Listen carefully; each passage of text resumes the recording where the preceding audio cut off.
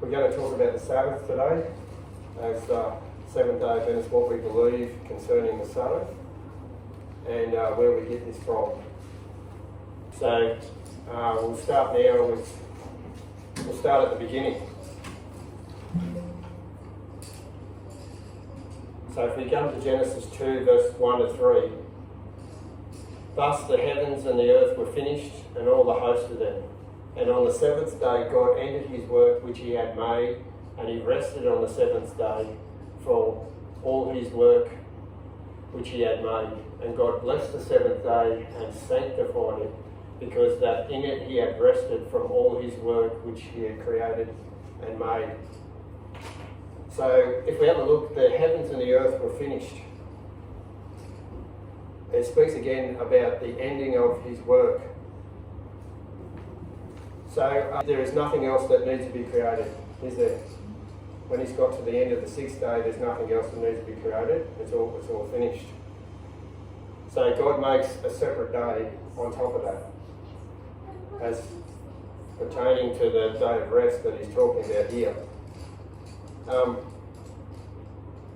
How come there's not 8 days? How come there's not 8 days? It's been created 7, yeah? So there's not 6 days either, is there? No? Do we still work off a 7-day cycle? So to this very day, God's still in charge, isn't he? We're still working off a 7-day cycle. So I think God's trying to clear things up from the beginning. Thus the heavens and the earth were finished. So this 7th day is something different and distinct, isn't it? So this is not a day where he's creating anything, is it? He's not creating any animals, and he's set it apart and he's made it separate and distinct from any other day. Verse 2, God rested on the 7th day from all his work. See, God rested on the 7th day. It's a distinction. God blessed the 7th day and sanctified it. So God blessed and separated and made it holy.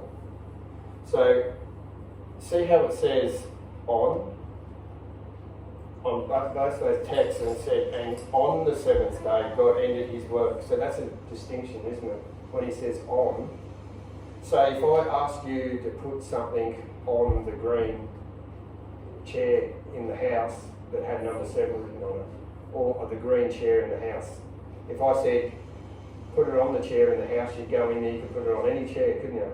But if I made it distinct and said it's actually the green chair I want you to put it on, then you know exactly what chair to put it on, don't you? So on this here, when he said on the 7th day, he was making a distinction that this is the right day, yeah? Not any day, but this day, on the 7th day. And he mentions it twice. And on the 7th day, God ended his work which he had made, and he rested on the 7th day from all his works which he had made. He's not making a mistake here. He's doing this on purpose. And God blessed the 7th day, so now we know it's a distinct day, and to put it on that specific day, not any day. So from the very beginning, God's trying to clear something up, and we haven't moved out of Genesis 2 yet, have we?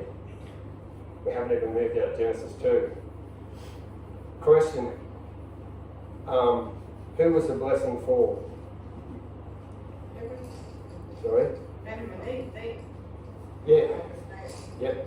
So was it a blessing for God or for us? It was us. Yeah. So God said, question, the blessing was for us. God's not blessing himself. So the day so there is a blessing attached to the keeping of that distinct day from the very beginning. Yeah? That's what it's saying, isn't it? See, he blessed the day. He didn't bless it for anyone, for himself. He's blessed it for us. And he said if you keep that day on the 7th day, he said there's a blessing attached to it. Yeah? The next question is, why did God sanctify that day?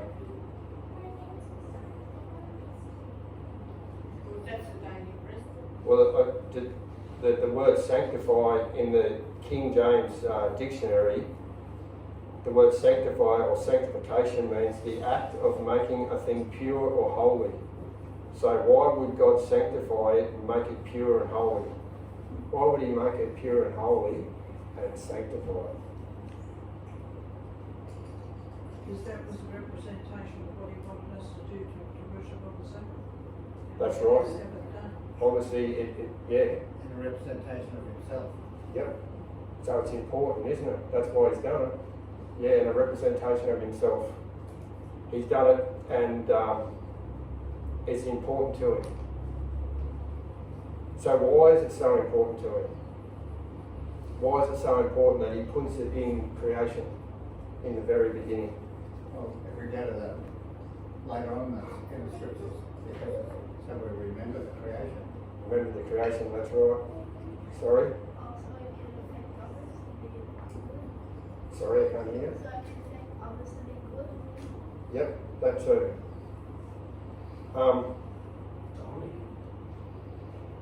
By the keeping of that day, that's right, Jim, because of creation. Because of the keeping of that day, we are acknowledging that God is our creator.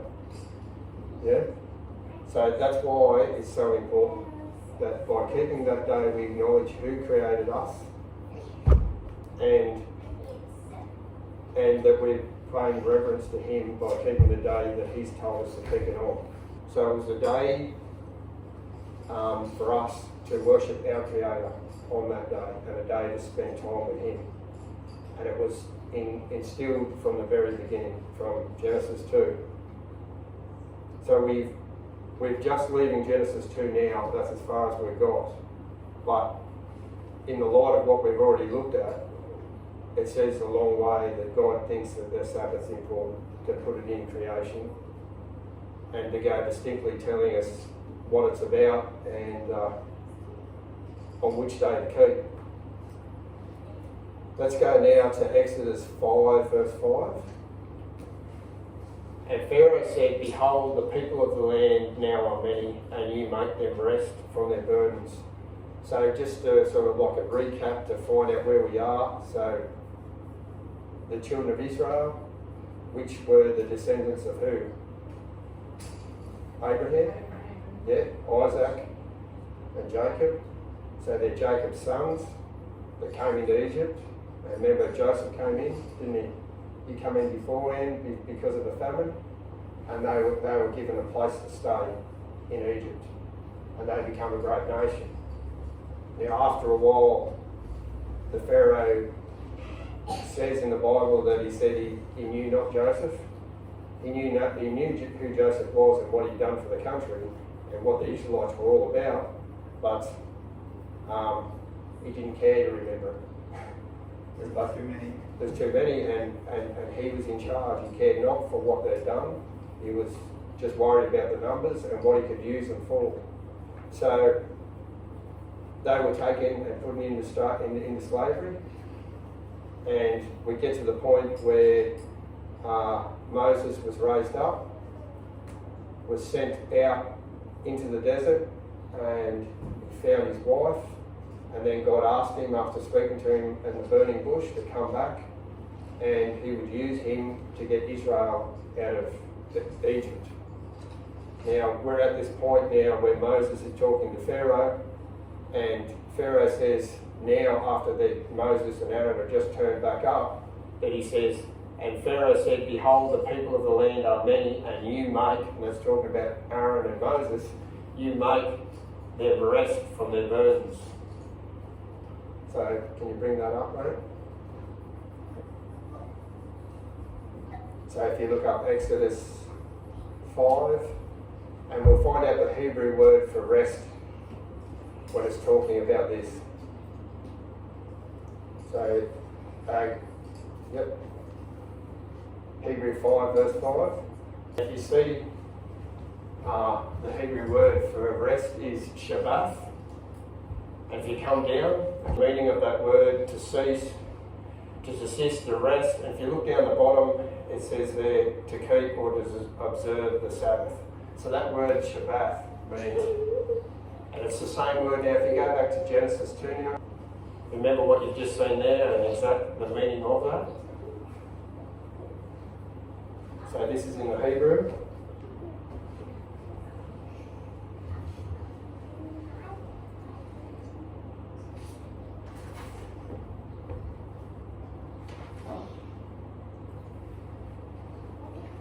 So the same meaning of the same word, Shabbat.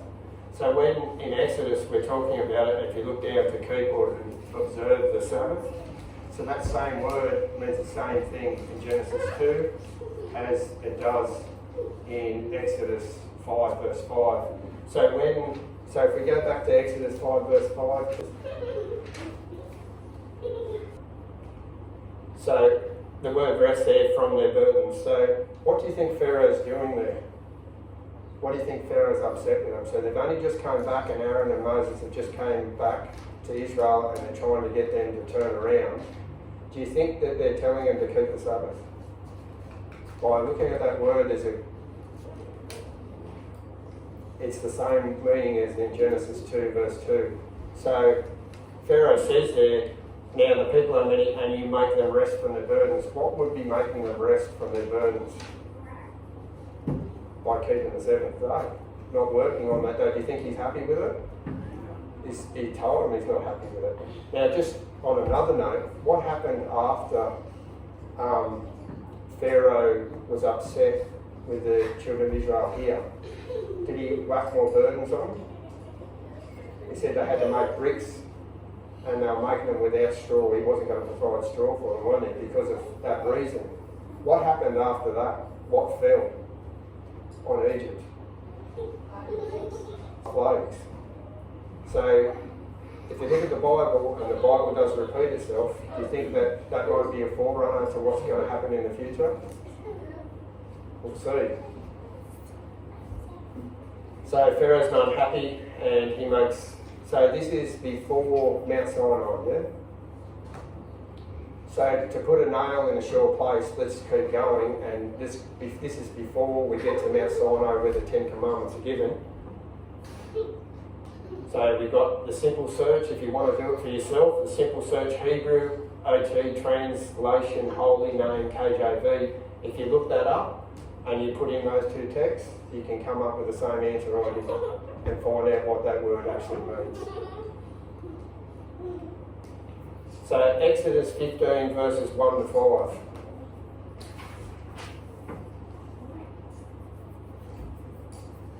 If you just, before we go any further, what was the problem with Cain? He did kill his brother, but what was the problem with Cain? Yeah, he was jealous of his brother, but he wanted to do it his own way. Yeah. So God asked him to do it a specific way, and he said, I'll offer, same way, I'm still offering to you, but I'll do it the way my way. I'll do it my way, not the way God answered. And what led to it? The one that worshipped God the right way, the one that worshipped God the wrong way, finished up killing the one that worshipped God the right way. So there may be something in that too, that when God asks us to do something, it's for our own good, and bad things can come from it if we don't do it the way He said, if we start doing it our way. So, moving on now to Exodus 15. This is Exodus 20 is when the Ten Commandments were given to Moses, and God written with His own finger in stone. They were given in Exodus 20. So we're in Exodus. And they took their journey from Elim, and all the congregation of the children of Israel came unto the wilderness of Sin, which is between Elim and Sinai, on the 15th day of the second month after their departing out of the land of Egypt. And the whole congregation of the children of Israel murmured against Moses and Aaron in the wilderness. So that's them. They've already been through the Red Sea, and they're coming towards Mt Sinai, and they're upset because and the whole congregation of the children of Israel murmured against Moses and Aaron in the wilderness. And the children of Israel said unto them, Would God that we had died by the hand of the Lord in the land of Egypt, when we sat by the flesh pots And when we did eat bread to the full, for ye have brought us forth into the wilderness to kill us and our whole assembly with hunger. So this is not really what I'm getting at, but the point is you've got to have the full context of the story, that they believe that God's brought them out there and they've got nothing to eat. Yeah? And then it goes on, then said the Lord unto Moses, behold, I will rain bread from heaven for you, and the people shall go out and gather a certain rate every day, that I may prove them whether they will walk in my law or no.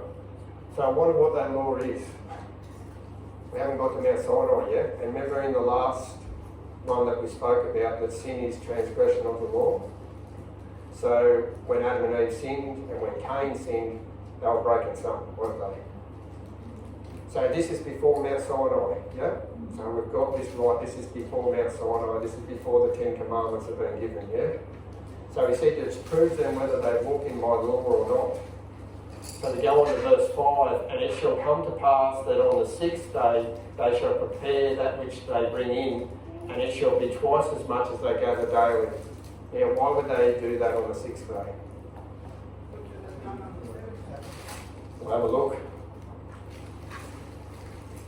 Exodus 16 verse 22 and 27.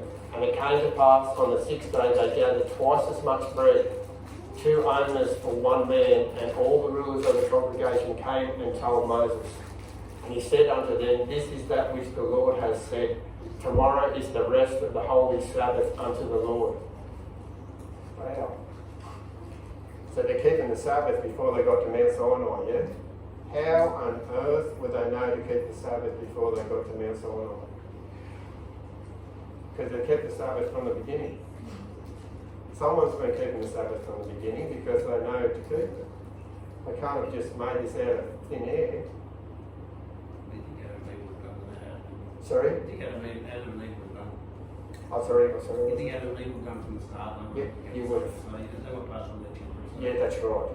So they're keeping the Sabbath before they get to Mount Sinai. We've also seen in Genesis, obviously, when the Sabbath was instituted, and then onward we're seeing that Pharaoh's upset because they're resting instead of working.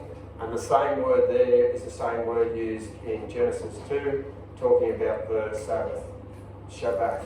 They kept Shabbat. So if you're really looking and you want to be honest about what the Bible says, this is what we believe as Seventh-day Adventists. For 6 days you shall gather it, but on the 7th day, do you want to turn that down a little bit, right?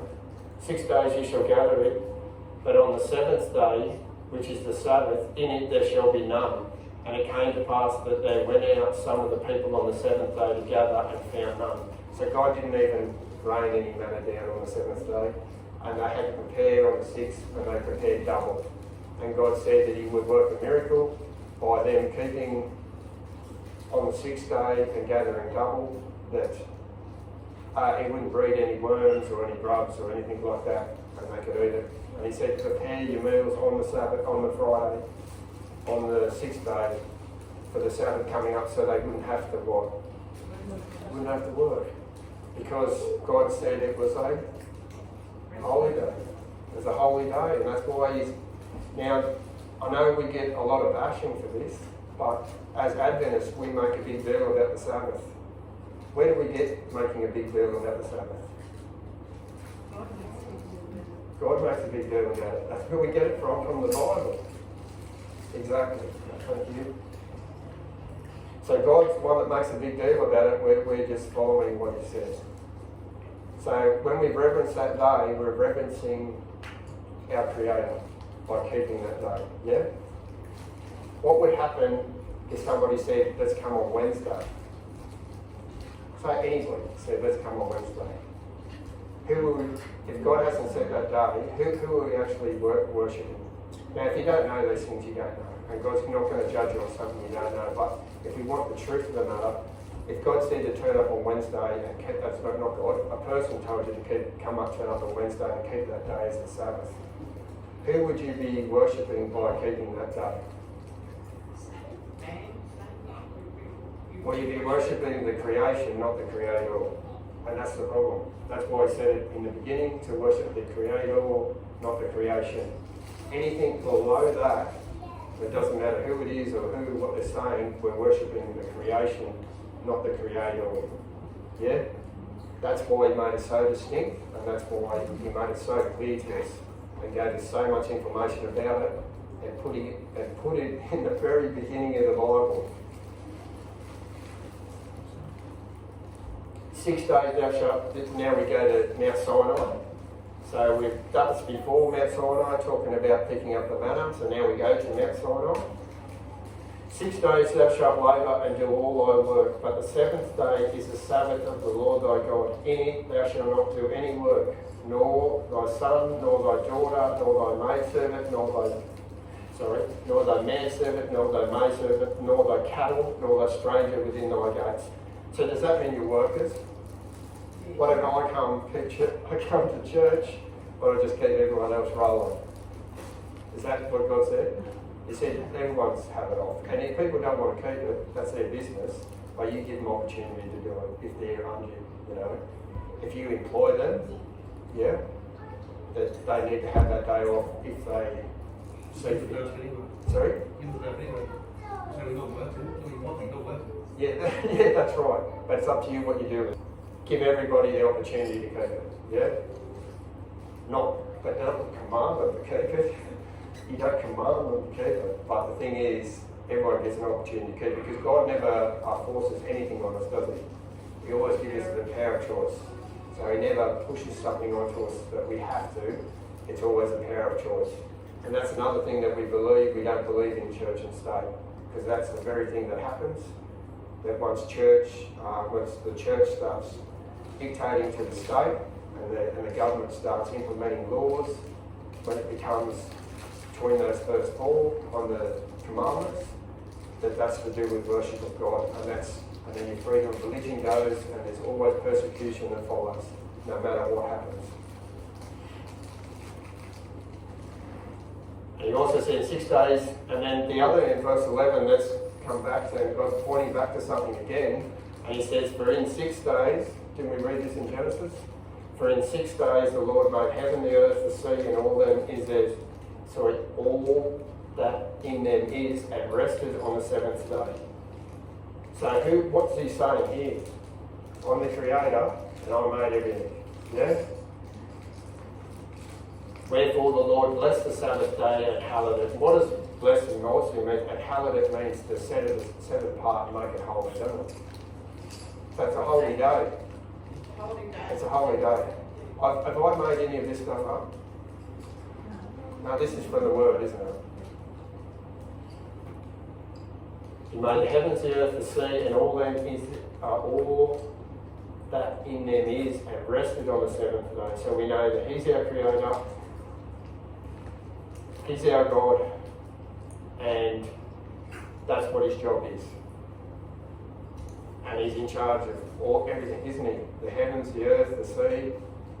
So there's a distinction there, and we'll look at it another day, but there's three things, isn't it? There's His name, His title, and what else? His territory.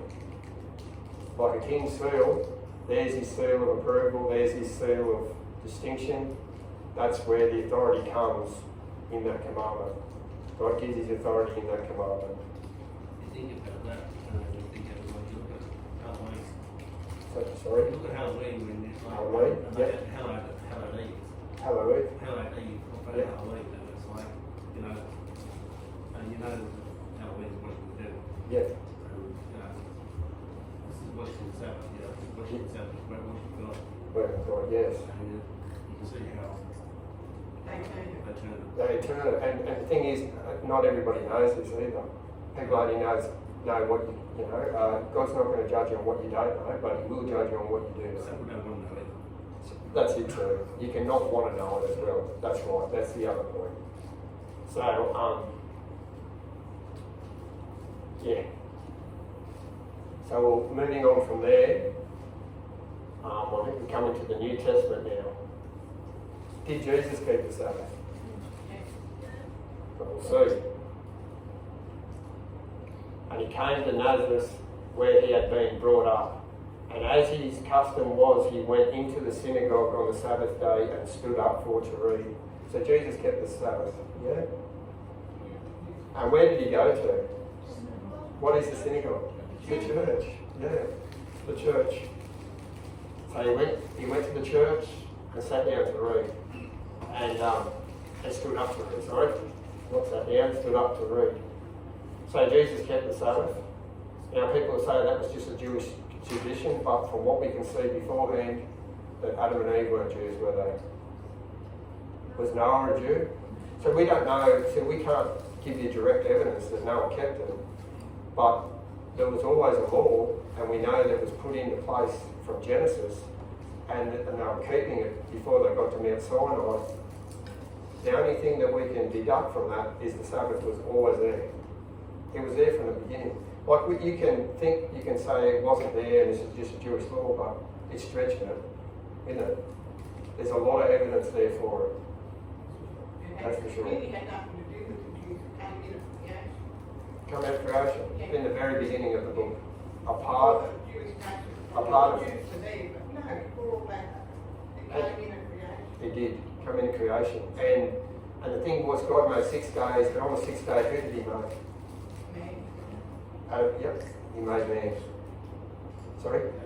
And the animals, that's right. But on the 6th day, he made man, and then on the 7th day, he made the Sabbath. Does God care about us? He cares about us. He cares about us from the very beginning. So he stood up to read, so Jesus kept the Sabbath. Now, Jesus kept the Sabbath. We've got to remember who Jesus is. Yeah? He's the Son of God. He's God in the flesh, yeah? For the Son of Man is Lord even of the Sabbath day. So God's the Lord of the Sabbath day, and what day did he keep? And he kept the Sabbath day. Which day do the Jews still keep now? They keep Saturday. So the whole Jewish nation, and they were back in the days of Jesus, yeah? Before the days of Jesus? Way before the days of Jesus, right? So they know what day the Sabbath is, they still continue to keep it to this very day, yeah? I didn't put it in there, but in 150 languages, I think, over 100 languages, Saturday means Sabbath. In a lot of the European nations, it means Sabbath.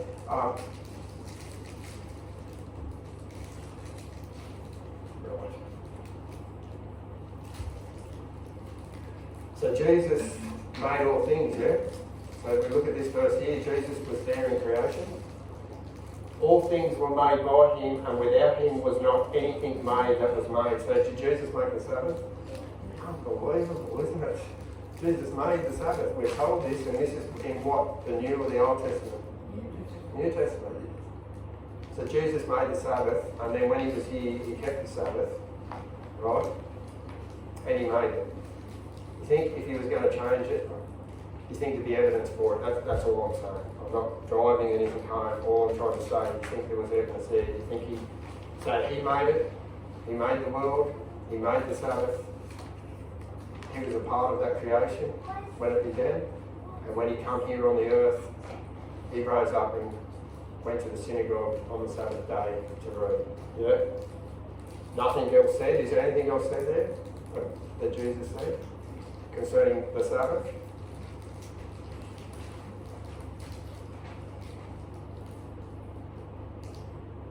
So, why don't we as Seventh-day Adventists keep the first day in memory of Jesus' resurrection?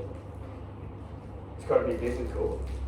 So, do we have a look at the accounts of what happened when Jesus was resurrected? That'd be the way it would be, wouldn't it? That'd be the way to do it, is to go to when Jesus was resurrected and find out what they said and what they did when Jesus was resurrected. Matthew 28 verses 1 to 8. So when Jesus was resurrected, yep, this is the first-hand account of what happened.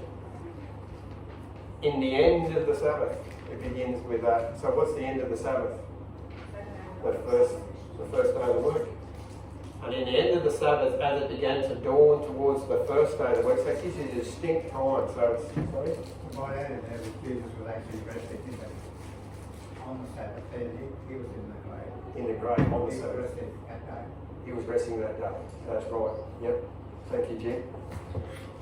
In the end of the Sabbath, as it began to dawn towards the first day of the week, came Mary Magdalene and other Mary to see the sepulchre. So we know that it was on Sunday morning that he's turning up to see Jesus, yeah?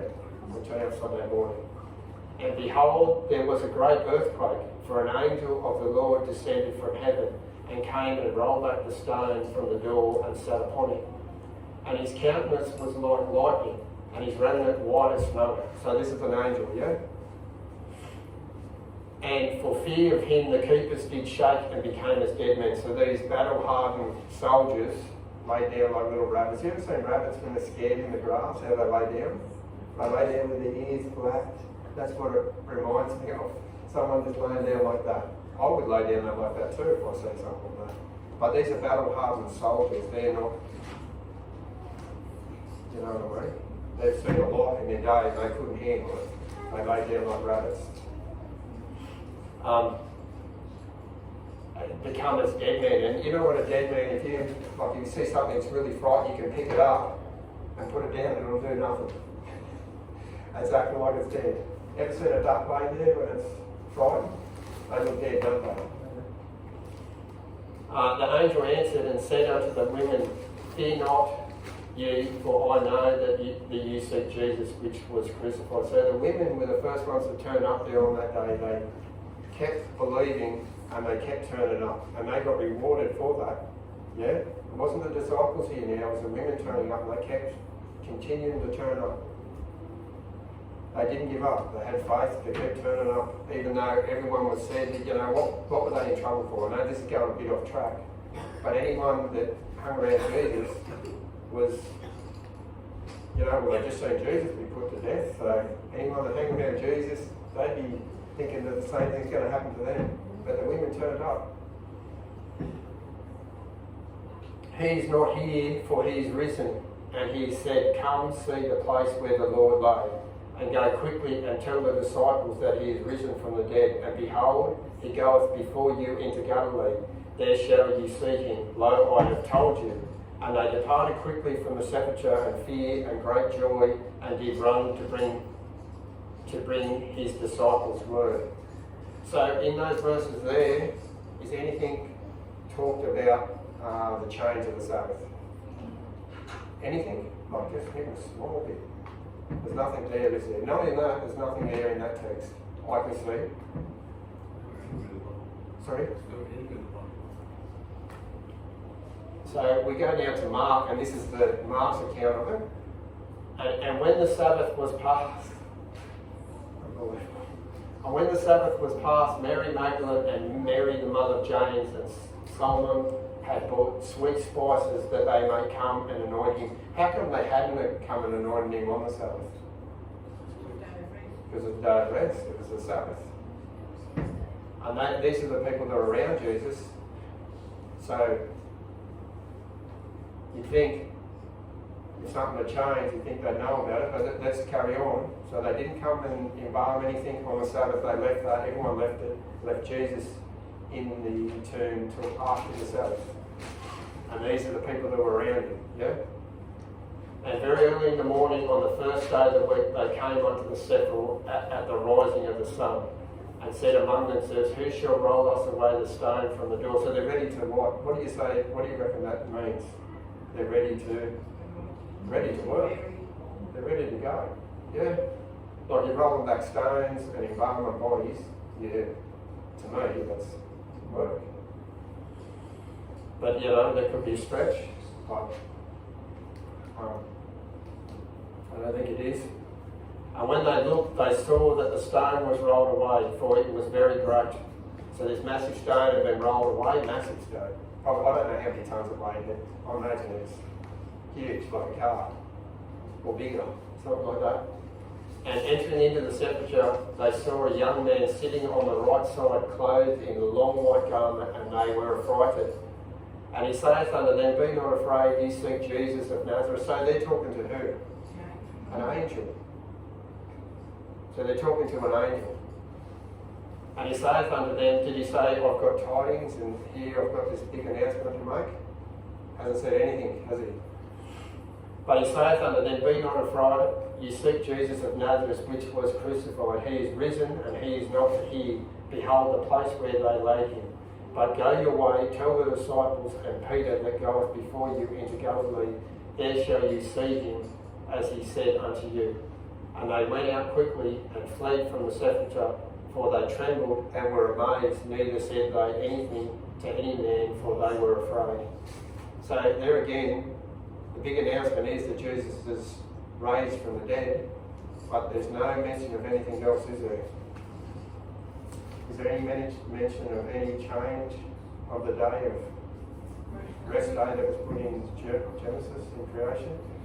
You think that that'd be pretty big if they were going to change it? You think that we know about it? Yeah? But anyway, there's no mention of that there either. I'm not trying to be controversial. I'm just trying to bring the truth of the matter. And if people want the truth of the matter, it's there in writing for people to see. And Luke, so there's the two accounts there. So if we go now to Luke, and that day was the preparation day and the Sabbath drew on.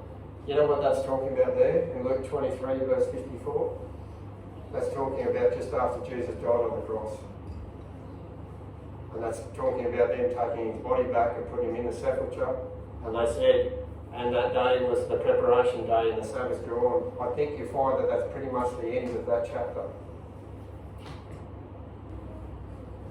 This is talking about when Paul, there's another question that comes up, is that when Paul met and they worshipped together and he spoke to them, and it was on the first day of the week, right? So this is what we're talking about now. And upon the first day of the week, when the disciples came together to break bread, Paul preached unto them ready to depart on the morrow, and continued his speech unto midnight. So on the first day of the week, he came. So we're talking about, what part of the day are we talking about? Saturday night. Saturday night on the first day of the week. So he's preaching on Saturday night. Yeah, there's a reason why he's preaching on Saturday night, and we'll get to that. And upon the first day of the week, the disciples came together to break bread, and Paul preached unto them, ready to depart on the morrow, and continued his speech unto midnight. And there were many lights in the upper chamber where they were gathered together. So this is on Saturday night, he's preaching to them, and they'll gather together. And he preached till what time? Midnight. And if we go on to the verses after that, and when Paul went down and fell on him and embracing him, said, Trouble not yourselves, for his life is in him. See, what had happened there, and I haven't put it in there, but what happened there? One of the blokes was sitting there watching the service, and what did he do? He fell asleep. He fell there, and when he fell asleep, they thought he was dead. And he said, no, his life was in him. When therefore was come up again and broken bread, so he went up there and they had a feed before he left, right? Well, it gets to that point. So they had a feed before it, and he had eaten and talked a long while, even to the break of day, so he departed. So he's going on a long journey, yeah? Yep. And he had a feed before he left. Do you usually go on a long journey on the Sabbath? So, no, but on the first day of the week, if it was the Sabbath, you usually go on a long journey on the Sabbath. Would that be a principal time to... The reason why he held that meeting is because he was leaving the next day, and he was departing on the first day of the week. So that's the reason for the meeting. But the other thing is, if it was the Sabbath day, why is he going on a long journey on that day? He would hold off and go the next day, wouldn't he? So, is there any mention, or can we find that the Sabbath day has been changed because of that text?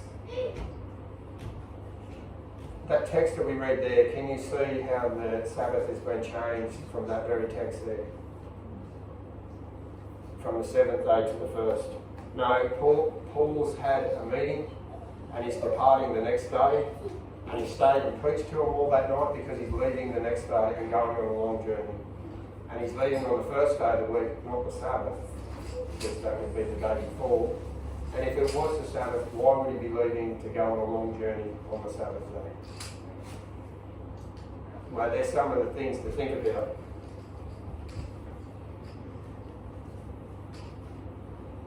Did the disciples keep the Sabbath as well? And when they had passed through Amphipolis and Apollyon, they came to Thessalonica, where was the synagogue of the Jews. And Paul, as his manner was, Paul is when? With Jesus or after? In the church? This is the new church, isn't it? This is the church, not the Jews, isn't it? This is the church. The beginning of the new church, isn't it? Paul, and he's preaching to the Gentiles, so we're talking about basically the first Christians, aren't we? And Paul, as his manner was, went in unto them, and 3 Sabbath days reasoned with them out of the Scripture. So as his manner was, they went in on the Sabbath day.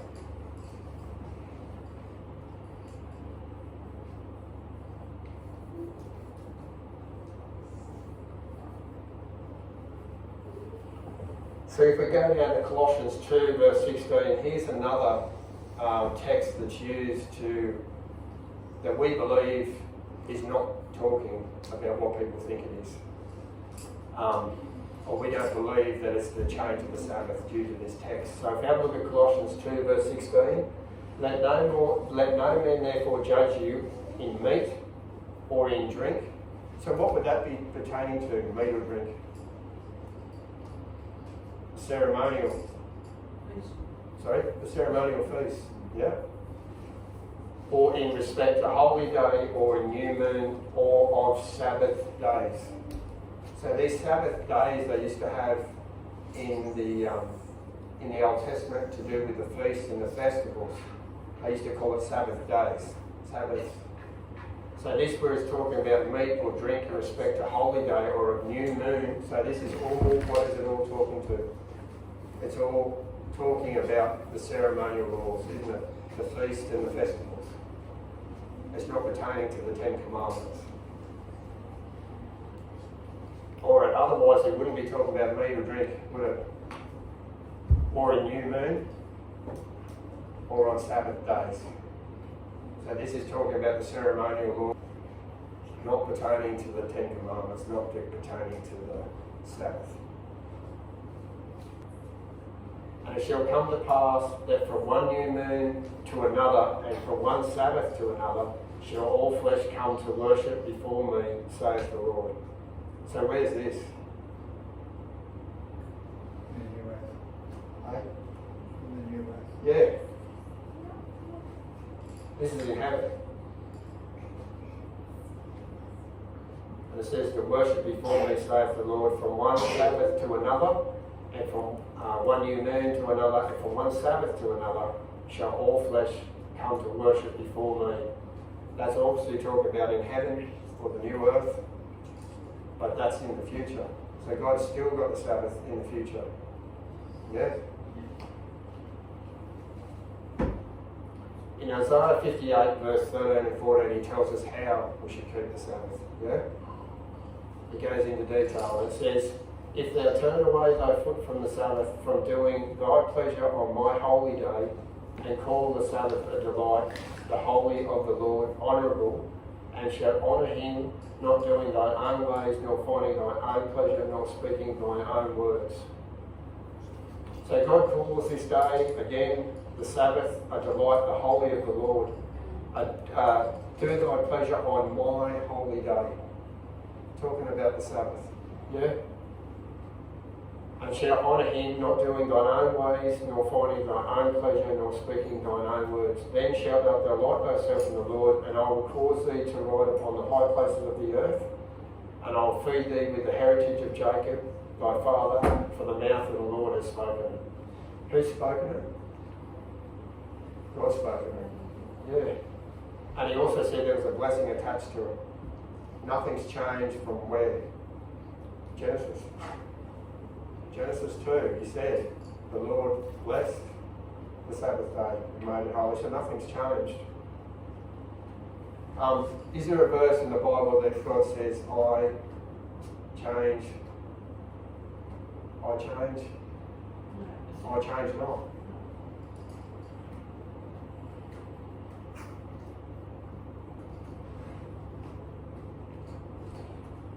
From what I've shown there today, and what God's shown us through the Word, is it clear that God, what day He met? It's clear, isn't it, from the Word? That's not... God's clear and distinct. If you want to know the truth, God will make a way to know the truth. So we'll finish with prayer, right? Yep. Dear Father in heaven, we thank you for your Word today. And we thank you for being with us here today, Lord, and showing us through your Word what the truth is. Lord, we know it may not be popular, but we say it in love, Lord, that we please help us to bring it to others in the way that you'd have us to bring it, Lord. That we're just bringing it because it is your truth, and that we care. Thank you for all these things, Lord. Be with everyone that's here and everyone that's listening. And help us, Lord, to be drawn nearer to you. And please give us the strength to do whatever you'd have us to do. In Jesus' name, amen.